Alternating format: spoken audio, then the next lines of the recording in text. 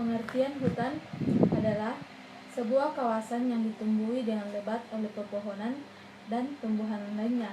Kawasan semacam ini terdapat di wilayah yang luas, dunia yang paling penting.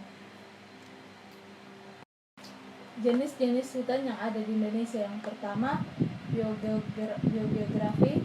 Kepulauan Nusantara adalah relief alam yang terbentuk dari proses pertemuan antara tiga lempengan bumi. Hingga hari ini pun ketiga lempengan bumi itu masih terus saling berdekat. Akibatnya antara lain gempa bumi sering terjadi di negara kepulauan ini, di negeri kepulauan ini. Yang kedua, berdasarkan iklim. Dari letak garis bintangnya, Indonesia memang termasuk daerah dari iklim tropis. Namun, posisinya di antara dua benua dan di antara dua samudra membuat iklim kepulauan ini lebih beragam berdasarkan perbandingan jumlah kering terhadap jumlah bulan basah per tahun. Indonesia mencakup daerah iklim yaitu daerah tipe iklim A, daerah tipe iklim B, daerah tipe iklim C. Yang ketiga yaitu berdasarkan sifat tanahnya. Berdasarkan sifat tanah, jenis hutan di Indonesia mencakup hutan pantai, hutan mangrove, dan hutan rawa.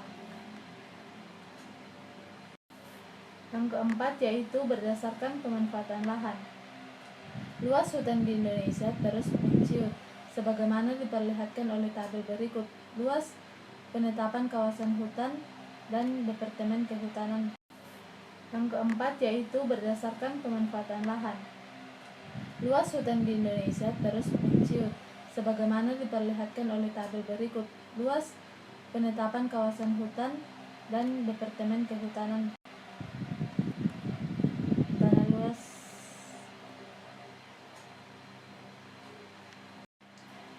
Yang kelima, berdasarkan bentuknya.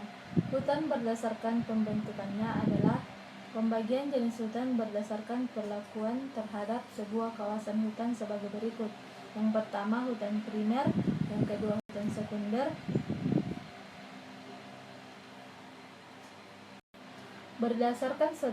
Yang keenam, berdasarkan statusnya. Yang pertama, hutan negara. Yang kedua, hutan adat. Yang ketiga, hutan desa. Yang keempat, hutan kemasyarakatan. Yang ketujuh, berdasarkan jenis tanamannya. Yang pertama, hutan homogen. Yang kedua,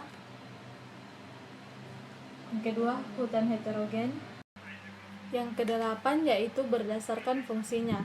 Jika dilihat menurut fungsinya, hutan bisa dibedakan dalam keempat macam, yaitu hutan lindung, hutan suaka alam, hutan produksi, dan hutan wisata. Deforestasi dan degradasi hutan. Yang pertama, definisi kebakaran hutan, yaitu suatu keadaan di mana hutan dilanda api sehingga mengakibatkan kerusakan hutan dan Yang kedua yaitu bentuk kerusakan hutan. Yang pertama, pengembalaan liar adalah kegiatan mengembala atau mengiring hewan ternak untuk mencapai pakan di dalam kawasan hutan. Yang kedua, pengerusakan hutan secara terus-menerus tanpa ada usaha untuk rehabilitasi akan berdampak sangat buruk bagi alam. Ketiga yaitu faktor penyebab kerusakan hutan.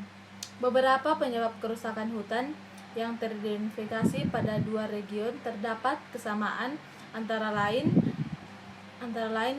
terkait dengan aktivitas konversi hutan alam, pembakaran liar, kebakaran hutan, lemahnya penegak hukum, konflik tenurial, overeksploitasi, ancaman pembangunan infrastruktur, dan pengelolaan hutan yang buruk.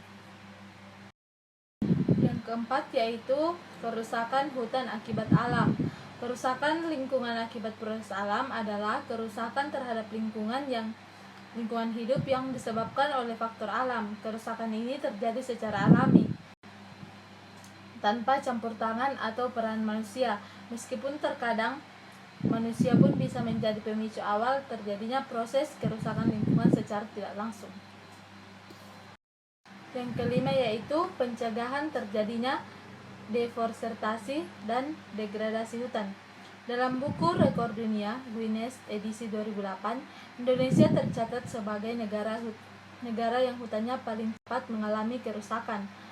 Perkiraan Greenpeace 76% sampai 80%. Deforestasi ini dipercepat oleh tingginya angka pembakaran liar, penebangan legal, dan kebakaran hutan.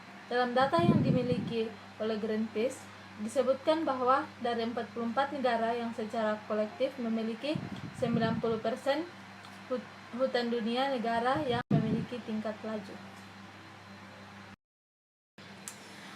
Yang keenam, konsep hutan kota.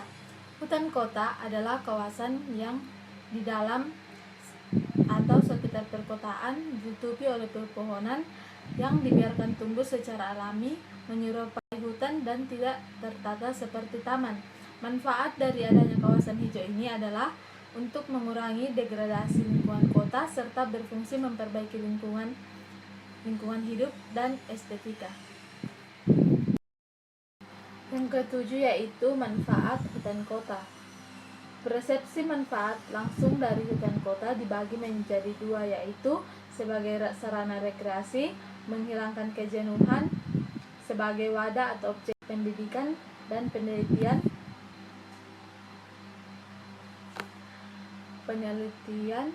media komunikasi warga, membuka peluang pekerjaan, menyediakan udara sejuk atau segar, dan meningkatkan nilai jual properti dan nilai jual tanah.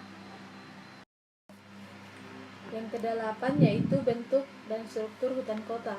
Yang pertama bentuk bergerombol atau menumpuk, yang kedua menyebar, yang ketiga bentuk jalur. Yang kesembilan yaitu jenis hutan kota. Menurut Marini, hutan kota mempunyai beberapa tipe sesuai tujuan dan pembentukannya, yakni meliputi yang pertama hutan kota konservasi, yang kedua hutan kota zona industri, yang ketiga hutan kota wilayah pemukiman, yang keempat hutan kota wisata, dan yang kelima kota tipe lainnya yaitu perlindungan satwa. Yang kesembilan yaitu jenis hutan kota.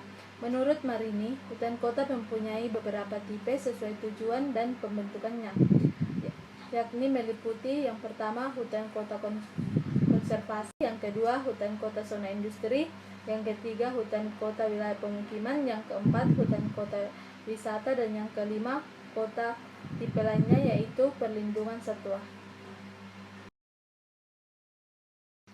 Yang ke-10, permasalahan hutan.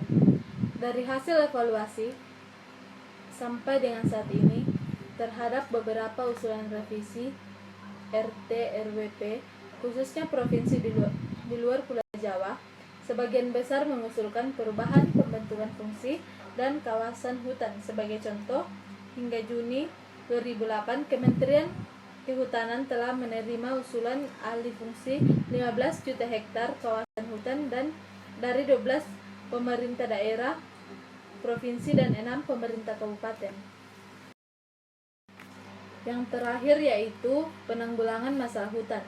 Yang pertama, sosialisasikan kepada seluruh generasi muda Indonesia mengenai akan pentingnya menjaga hutan untuk kehidupan mendatang. Yang kedua, peranan serta orang tua sangat diperlukan dalam rangka menciptakan bibit unggul generasi muda yang dapat menyelamatkan bumi ini kelak. Yang ketiga, peran sekolah juga sangat berperan penting dalam mewujudkan Indonesia hijau kembali.